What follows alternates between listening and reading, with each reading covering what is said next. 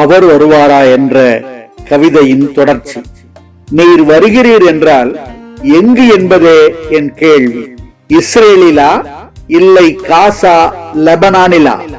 இந்தியாவில் என்றால் பார்த்து இறங்கும் பல சாயங்கள் பக்கெட்டுகளில் இருக்கிறது.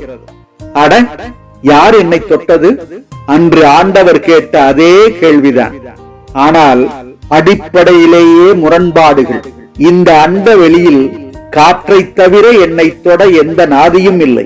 பிறகு அன்று பாடுகொண்ட பெண் பரிசுத்தத்தை தொட்டால் சக்தி பரிமாறப்பட்டது. இன்று பாடுள்ளவனை யார் தொட்டது? எனது பாடுகள் பரிமாறப்பட்டு விட்டதே.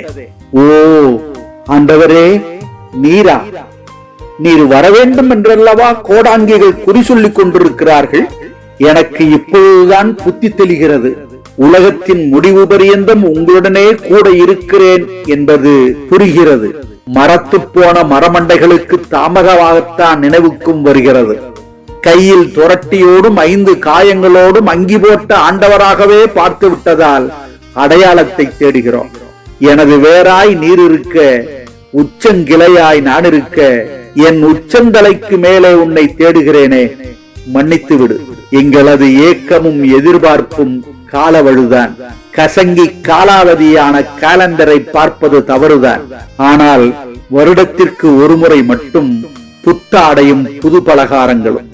அம்மா சமைச்சது மிஸ் என்று ஊர் கூடி உறவுகள் கூடி ஓலைகளில் தோரணம் கட்டி உற்சாகமாய் இருப்பதற்காய் யாரோ ஏற்படுத்திய நாட்கள்.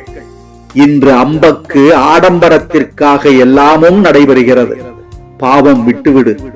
உருப்படியாய் ஒரு சில காரியங்கள் நடக்கின்றன. நன்றி.